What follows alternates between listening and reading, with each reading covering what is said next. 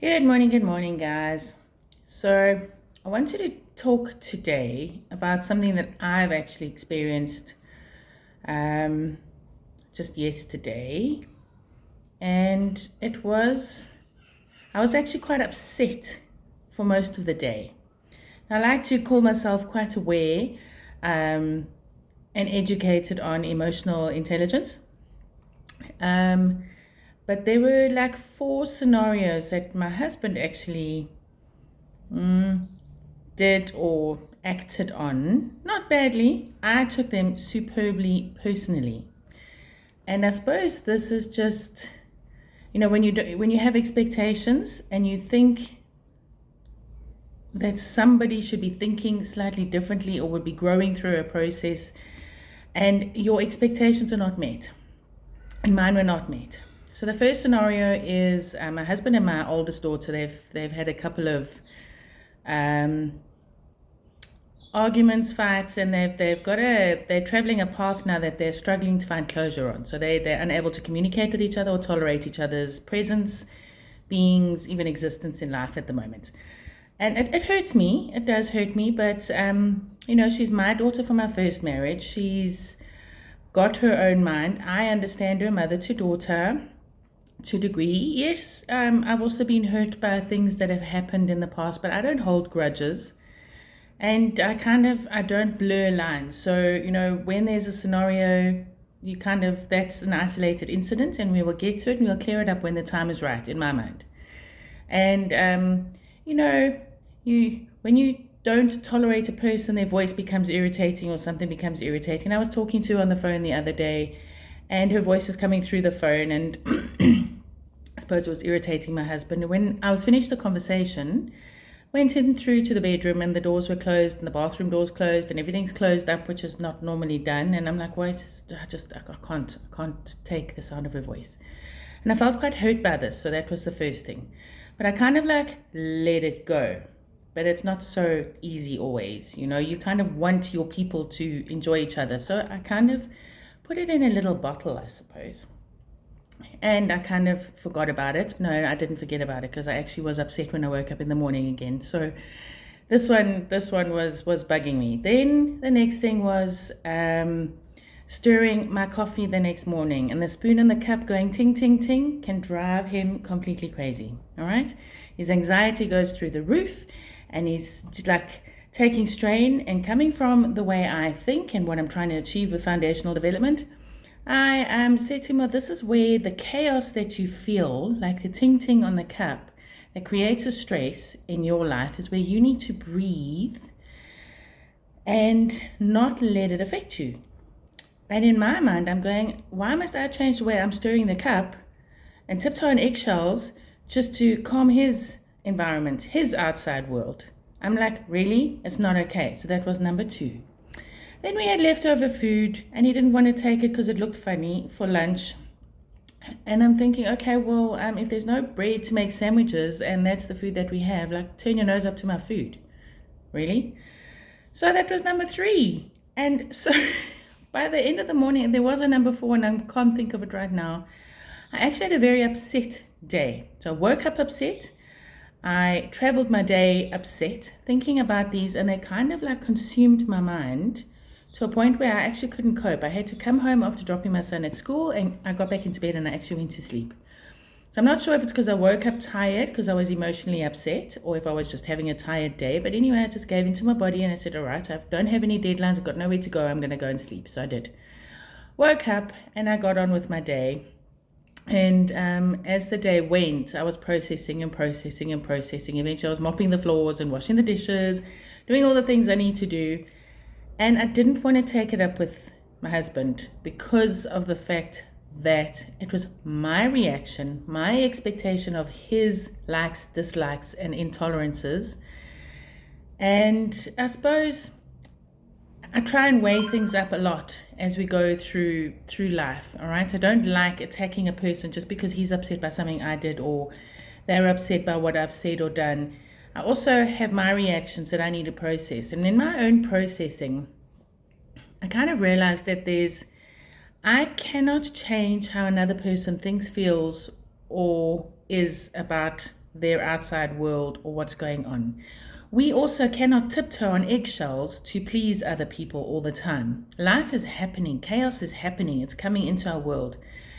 I can do my best to try and help facilitate my family, my people, you guys out there.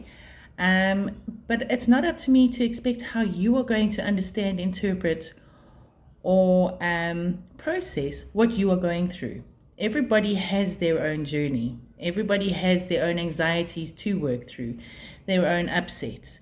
My daughter has her journey to travel, but as much as she has upset us in many ways, she's still learning to navigate her own way through. In 10 years' time, she's going to be a different person in her full adult world. And who knows, everything might just pan out and just work out beautifully. All those old energies of discomfort and hurts and intolerances will likely have fizzled out and we've all moved on.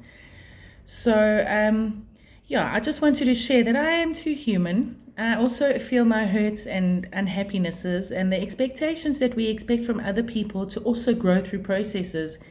It's not up to us to decide how fast they're going to grow through it, work through it, learn when to let it go. So I give my husband his due. He's entitled to his intolerances and his unhappinesses until he's ready to let it go and deal with it in his own time.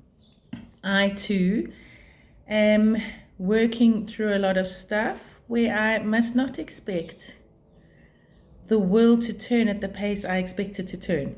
So I wanted to just share that with you in our own lives as we try and help other people as well. There is just always a greater picture. All right.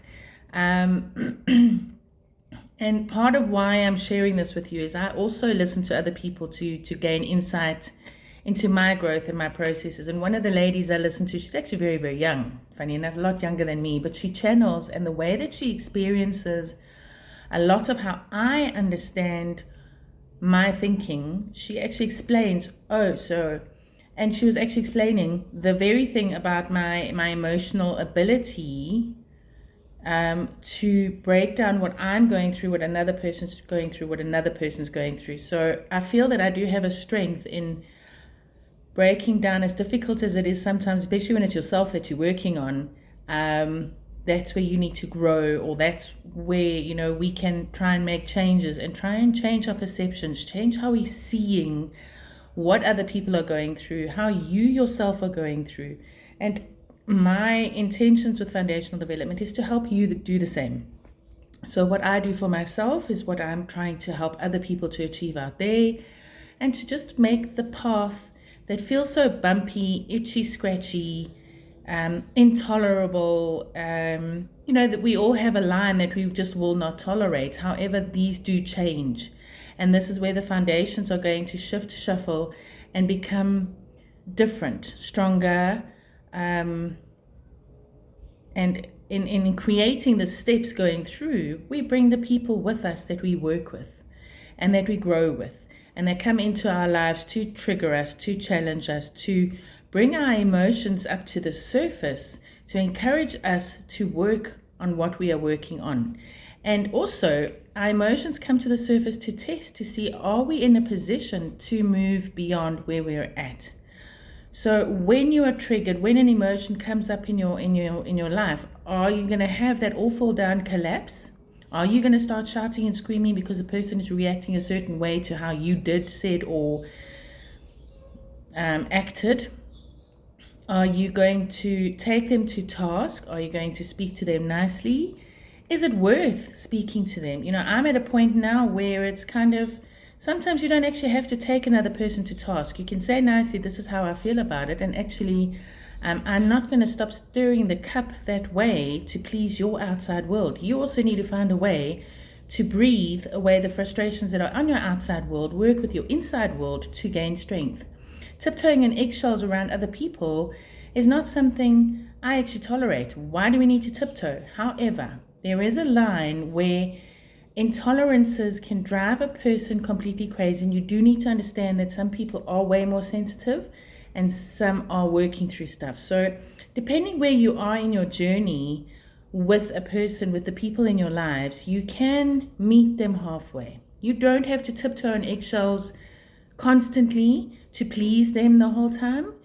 but you can let them know, I'll do my best to not do it to deliberately irritate you. So it's in understanding where a person and people are at on their journey, together with where you're at on your journey, and trying to meet people halfway, give and take, help build foundations, help bridge the foundations, help create steps, jumping stones, however you want to see the quest that we are working through in our foundations in life. So we're all at a different part of our journey, and I think understanding other people's journeys together with your own journey and just helping each other to pull through, we can all hold each other's hands on our individual journeys and walk forward together. So in forward moving, forward thinking, I'm hoping what I'm saying makes a lot of sense to you. If not, please question me, argue with me.